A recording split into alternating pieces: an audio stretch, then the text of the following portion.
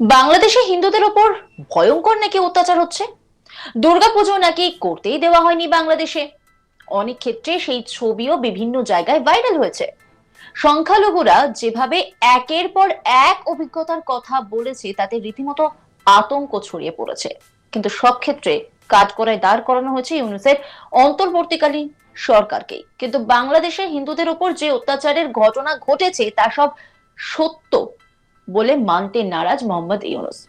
যদিও আপনাদের নিশ্চয়ই মনে আছে যে পুজোর আগে আপনাদেরকে দেখিয়েছিলাম, সেখানে কিন্তু একটি কথা বলা হয়েছিল যে এই সময় আজান দেওয়া হবে, ঠিক সেই সময় কিন্তু কোন রকম ঢাকের বাদ্যি বাজবে না বা কোন রকম গান চালানো যাবে না। তারপরে পুজো গেছে, বিভিন্ন জায়গা থেকে হিংসার খবর সামনে এসেছে, কিন্তু সেই সমস্ত খবর একেবারেই ভুয়ো বলছেন মোহাম্মদ ইউনূস। তার দাবি এই অনেক খবর অতিরঞ্জিত ভাবে দেখানো হয়েছে। তিনি কি বলছেন শোনাবো আপনাদের। ফ্যাসিবাদী শক্তি ভয় দেখিয়েছিল তারা ক্ষমতা ছাড়লে দেশে লাখ লাখ লোক মারা পড়বে। টানা 7 দিন পুলিশ প্রশাসন সম্পূর্ণ নিষ্ক্রিয় থাকার পরও ব্যাপক আকারে সহিংসতা এড়ানো গেছে। আমরা যখন দায়িত্ব গ্রহণ করি, বাংলাদেশ তখন সম্পূর্ণ অরক্ষিত একটা দেশ। এই সময় ধর্মীয় সংখ্যালঘুদের মধ্যে অহেতুক আতঙ্ক ছড়ানোর চেষ্টা করা হয়েছে। কয়েকটি ক্ষেত্রে তারা সহিংসতারও শিকার হয়েছেন। কিন্তু এটা নিয়ে যেসব প্রচারণা হয়েছে তা ছিল সম্পূর্ণ অতিরঞ্জিত। অল্প যে সমস্ত সহিংসতার ঘটনা ঘটেছে তার মূল কারণ ছিল রাজনৈতিক। কিন্তু এইসব ঘটনাকে ধর্মীয় আবরণ দিয়ে বাংলাদেশকে নতুন করে অস্থিতিশীল করে তোলার চেষ্টা করা হয়েছে। আপনাদের সবার সহযোগিতায় আমরা দৃঢ়ভাবে এই পরিস্থিতি সামাল দিয়েছি। আমাদের দায়িত্ব গ্রহণের 2 মাসের মাথায় দেশের দুর্গাপূজা উদযাপিত হয়েছে প্রায় 32,000 পূজা মণ্ডপে। দুর্গাপূজা উপলক্ষে নির্বাহী আদেশে একদিন অতিরিক্ত ছুটি ঘোষণা করা হয়, যা উৎসবের আমেজকে অনেক গুণ বাড়িয়ে দেয়। দুর্গাপূজাকে ঘিরে আমরা ব্যাপক নিরাপত্তা প্রস্তুতি নিই, যার ফলে দেশের হিন্দু সম্প্রদায় নির্বিঘ্নে তাদের উৎসব পালন করেছে। আমরা দায়িত্বে আসার পর যে অল্প কিছু ক্ষেত্রে তারা সহিংসতার শিকার হয়েছেন, আমরা তার প্রতিটি ঘটনার তদন্ত করেছি। শুধু হিন্দু সম্প্রদায় নয়, দেশের কোনো মানুষই যাতে কোনো রকম সহিংসতার শিকার না হয় সেই জন্য আমরা যথাসাধ্য চেষ্টা করছি এবং সবসময় সে চেষ্টা করে যেতে থাকব। এখানে না থেমে রীতিমতো ইন্ডিয়ার দিকে আঙুলও তুলেছেন তিনি এবং হাসিনাকে ফেরতের দাবিও জানিয়েছেন ইউনূস। তিনি বলছেন প্রতিটি হত্যার বিচার আমরা করবই। জুলাই অগস্টের যে উদ্যোগ নিয়েছে তা ভালোভাবেই এগিয়ে যাচ্ছে। শেখ হাসিনাকেও আমরা ভারত থেকে ফেরত চাইবো। 15 বছরের সব অপকর্মের বিচার করবই। আমরা কমিশন গঠন করেছি। কি বলেছেন তিনি শোনাবো আপনাদের। প্রতিটি হত্যার বিচার আমরা করবই। জুলাই আগস্ট হত্যাকাণ্ডের বিচারের যে উদ্যোগ আমরা নিয়েছি তার কাজও বেশ ভালোভাবে এগিয়ে যাচ্ছে। পতিত স্বৈরাচার শেখ হাসিনাকেও আমরা ভারতের কাছ থেকে ফেরত চাইব। কেবল জুলাই আগস্ট হত্যাকাণ্ডই নয়, আমরা গত 15 বছরে সব অপকর্মের বিচার করব। অসংখ্য মানুষ গুম হয়েছে, খুন হয়েছে। এই সময় আমরা গুমের তদন্তে একটা কমিশন গঠন করেছি। কমিশন প্রধান আমাকে জানিয়েছেন অক্টোবর পর্যন্ত তারা 1600 গুমের তথ্য পেয়েছেন। তাদের ধারণা এই সংখ্যা 3500 ছাড়িয়ে যাবে। অনেকেই কমিশনের কাছে গুমের অভিযোগ করতে ভয় পাচ্ছেন, এই ভেবে যে অভিযুক্ত ব্যক্তিদের দ্বারা তারা আবার আক্রান্ত হতে পারেন, ক্ষতিগ্রস্ত হতে পারেন। আমি আপনাদের আশ্বস্ত করতে চাই, আপনারা দ্বিধাহীন চিত্তে কমিশনকে আপনাদের অভিযোগ জানান। কারো সাধ্য নাই আপনাদের গায়ে আবার হাত দেয়। গুম কমিশনের সদস্যদের কাছে ভুক্তভোগীদের যে বিবরণ আমরা পেয়েছি তা অত্যন্ত মর্মান্তিক।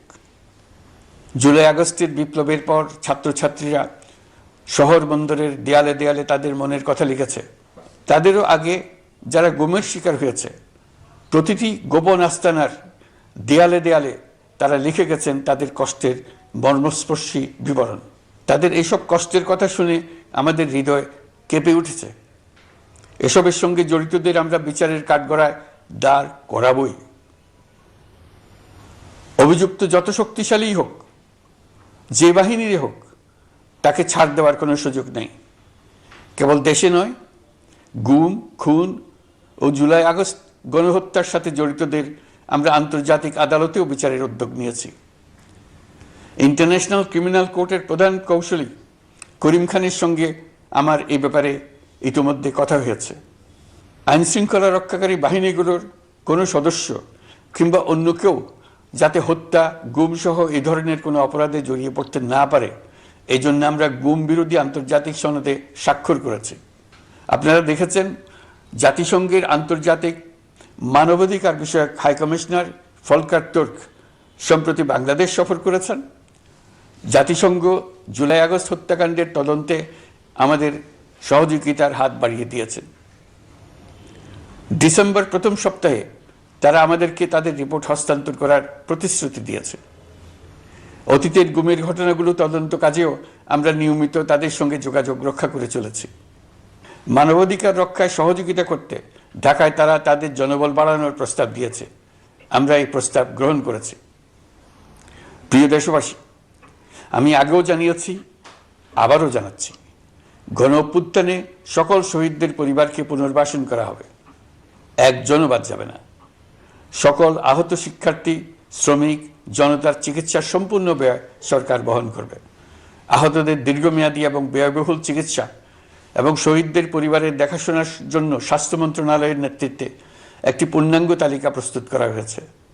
প্রতিটি শহীদ পরিবারকে সরকারের পক্ষ থেকে 30 লক্ষ টাকা দেওয়া হচ্ছে।